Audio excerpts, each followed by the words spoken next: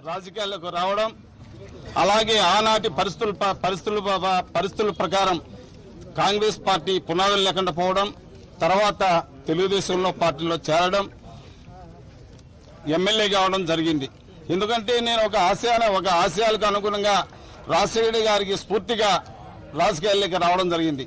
ఎందుకంటే ప్రజలకు న్యాయం చేయాలి, అలాగే నేను నమ్ముకున్న ఆ రాజంపేట నియోజకవర్గాన్ని డెవలప్ చేయాలి, ప్రజాసేవ చేయాలనే ఒక మంచి ఉద్దేశంతో ఆ రోజు చేరితే అది తుంగలో తొక్కి చంద్రబాబు నాయుడు గారి ఆ రోజు నుంచి కూడా ఈ రోజు వరకు కూడా నరకయాతన అనుభవిస్తూ 4.5 సంవత్సరం నేను అక్కడ చాలా ఇబ్బందులు పాలవడం జరిగింది.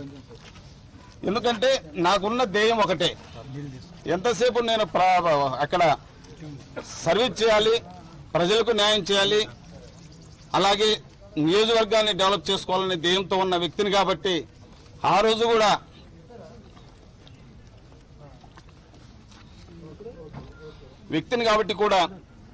అక్కడ మెలగలేక, కానీ ఏది ఏమైనా మన ఒక పార్టీలో ఉన్నాం, ఈరోజు ఒక ఎమ్మెల్యేగా గెలిచాను, నాకున్న ధ్యేయం ఒకటే, దాన్ని నెరవేర్చుకోవాలనే ఉద్దేశంతో ఎన్ని కష్టాలైనా అనుభవించి అక్కడున్న పరిస్థితుల ప్రకారం దాదాపు 800 కోట్ల రూపాయలు అధికారుల సహకారంతో సాధించుకొని అక్కడ ఉన్న డెవలప్మెంట్ అంతా కూడా చేసుకోవడం, నా కార్యకర్తలందరినీ కూడా సంతోషపరచడం, ప్రజాసేవలో ఉండడం జరిగింది. కానీ ఈ రోజుకు కూడా అక్కడ ఉండడం నాకు ఇంకా ఇబ్బందికరంగా మారింది. ఎందుకంటే 4.5 సంవత్సరం కష్టపడినాం, ప్రజలకు సంతోషపరిచాం. ఇప్పుడున్న పరిస్థితుల ప్రకారం మన వైఎస్ జగన్మోహన్ రెడ్డి గారే ఈ రాష్ట్రానికి ప్రజాస్వామ్య విలువలు గల వ్యక్తి. ఒక వయసులో చిన్నవాడైన చంద్రబాబు కల్లబొల్లి మాటలు నమ్మలేక ఈరోజు వైఎస్ జగన్మోహన్ రెడ్డి గారి ఆశయాలకు అనుగుణంగా వారు పాదయాత్ర చేసి వారి ఫ్యామిలీలో హిస్టరీలో ఎత్తుకుంటే రాష్ట్రంలోనే ఏ నాయకుడు చేయలేనంత వల్ల 3 నాయకులు వైఎస్ రాజశేఖర్ గారు అయితేమి, షర్మిల గారు అయితేమి, వారు కూడా ఎక్కడా లేని విధంగా వారు పాదయాత్ర చేసి ప్రజలకు అనుకూలంగా ప్రజలకు సేవ చేయాలనే ఒక మహా ఉద్దేశంతో వారు చేస్తున్న వారికి ఆకర్షించి ఈ రోజు చంద్రబాబు నాయుడు గారు చేస్తున్న దోపిడీని ఈ ప్రజాస్వామ్య విలువలు తెలియని నాయకుడి దగ్గర ఉండలేక ఈ రోజు వైఎస్ జగన్మోహన్ రెడ్డి గారి సమక్షంలో వారి దగ్గర చేరడం జరిగింది. ఎందుకంటే నేను ఒకటే చెప్తున్నాను, బాబు మీకు నమ్మలేం బాబు, మీ దగ్గర మిమ్మల్ని నమ్మి మీ దగ్గర ఉండలేమని చెప్పి ప్రజలకు తెలియజేస్తున్నాను. ఎందుకంటే వారిని నమ్మితే ఇంకా అధపాతాలకి పోయే ఆస్కారం ఉంది. ప్రజలు చాలా సర్వనాశనం ఇది ఉంది. ఎందుకంటే వారు చేసేటన్నీ కూడా చెప్పేటన్నీ కూడా వారు చెప్పేది ఒకటి, చేసేది ఒకటి. చేసేటవన్నీ కూడా కల్లబుల్లి మాటలు చెప్పి మంచి మాటలు చెప్తాడు, చేసేటవన్నీ కూడా పనికిరాని విధంగా మాట్లాడే విధానం మాకు నచ్చక ఉండలేకపోతున్నాం. కాబట్టి ఈ రోజు నుంచి కూడా వారు ఎన్నో విధాలా ఇప్పుడు చేస్తున్నాను. ఆ రోజు చెప్పింది ఒకటి, ఆ రోజు రైతు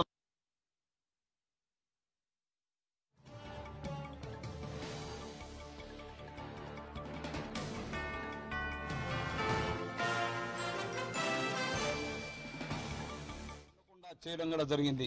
అలాగే యువతకు నిరుద్యోగ వృత్తి ఇస్తానని కూడా నమ్మించి వారి ఓట్లను దండుకుని వారి చేత గెలిపించుకొని ఈ రోజు మోసం చేయడం జరిగింది.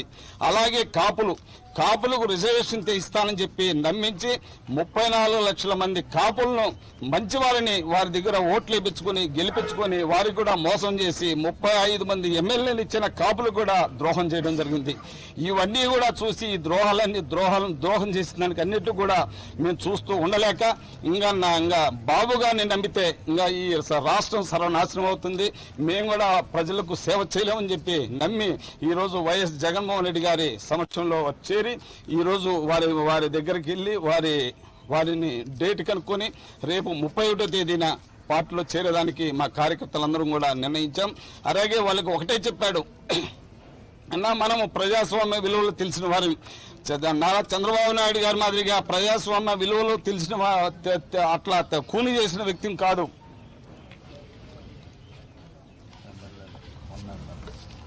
ప్రజాస్వామ్య విలువలు తెలిసి కూడా వారు నమ్మద్రోహం చేస్తున్నారు.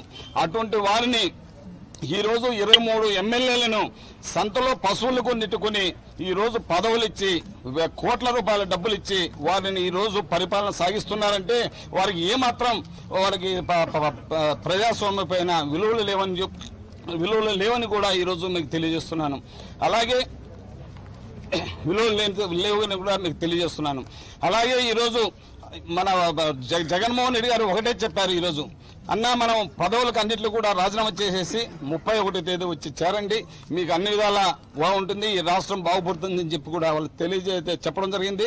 అలాగే వారి ఆశయాలకు అనుగుణంగా తప్పకుండా మేము ఈ రాష్ట్రాన్ని తప్పుదోవ పడకుండా నారా చంద్రబాబు నాయుడు గారిని ఓడించి వైఎస్ జగన్మోహన్ రెడ్డి గారిని సీఎం చేస్తామని చెప్పి కూడా తెలియజేస్తూ ఈ రాష్ట్రాన్ని ఇంకా దోపిడీ రాజ్యానికి దోపిడీకి లోను కాకుండా ప్రజాస్వామ్య విలువలకు వన్నె తెచ్చే విధంగా జగన్మోహన్ రెడ్డి గారిని గెలిపించుకుంటామని చెప్పి కూడా తెలియజేస్తున్నాను. జై హింద్.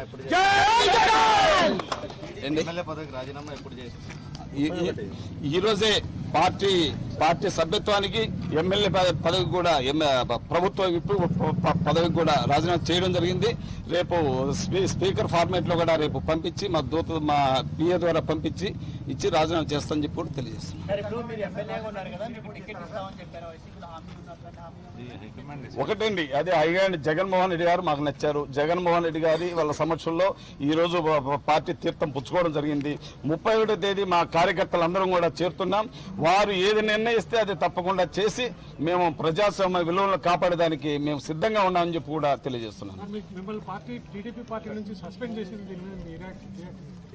చెప్పినా కదండి, ఇప్పుడే 4.5 సంవత్సరంలో ఒక గంజాయి వనంలోంచి బయటపడి ఈ రోజు ఒక తులసి వనం లాంటి వైఎస్ జగన్మోహన్ రెడ్డి దగ్గరికి వచ్చి చేరినానంటే మీరు అర్థం చేసుకోవాలి. ఎందుకంటే ఈ రోజు సొంత ఇంటికి వచ్చిన కలగా నేను భావిస్తున్నాను. ఎందుకంటే గతంలో దివంగత నేత వైఎస్ జగన్మోహన్ రెడ్డి గారి రాజశేఖర రెడ్డి గారి వారి సమక్షంలో మేము ఉన్నాం, కాంగ్రెస్ లో పనిచేశాం. ఆ రోజు నుంచి ఈ రోజు కూడా అదే స్ఫూర్తితో ముందుకెళ్తున్నాం. తప్పకుండా అదే ఆశయాలకు అనుగుణంగా వైఎస్ జగన్మోహన్ రెడ్డి గారు కూడా ముందుకెళ్తారు. తప్పకుండా వాళ్ళ ఆశయాలకు అనుగుణంగా మేము నడుచుకొని ఈ ప్రజాస్వామ్యాన్ని కూనీ చేసే వ్యక్తులను రేపు తుదముండి ముట్టిస్తామని చెప్పి కూడా మీకు తెలియజేస్తున్నాను.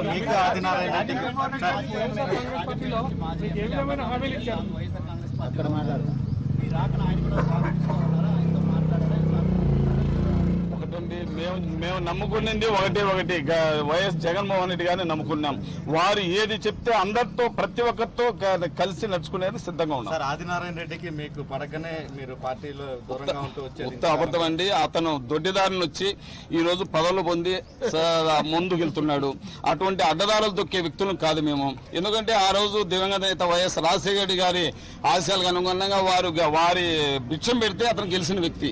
అటువంటి వ్యక్తి డబ్బులు కమ్ముడు పోయి ఈ రోజు నారా చంద్రబాబు నాయుడు సమక్షంలో చేరడం జరిగింది.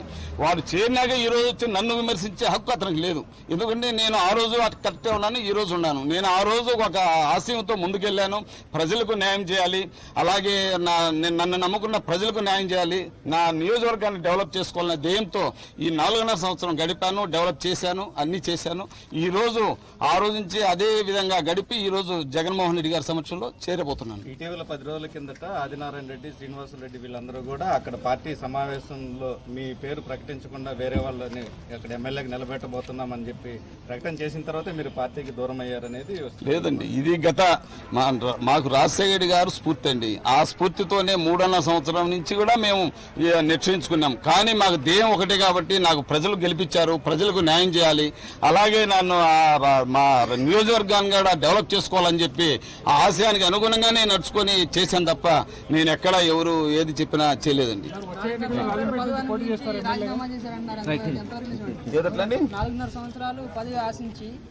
ఆశించి కాదండి, పదవి ఆశించలేదు, ప్రజలు గెలిపించారు, ప్రజలు ఇచ్చారండి నాకు ప్రజలు ఇచ్చారండి నాకు ఆ గెలుపు ప్రజలు ఇచ్చారు. ప్రజల చేత గెలుచుకున్నాను, ప్రజల ముందుకు వస్తున్నాను, ప్రజలకు ఇచ్చి మళ్ళీ అదే స్ఫూర్తితో ముందుకెళ్తాను. థ్యాంక్ యూ అండి. Thank you. తప్పకుండా అండి, ఏది నిర్ణయిస్తే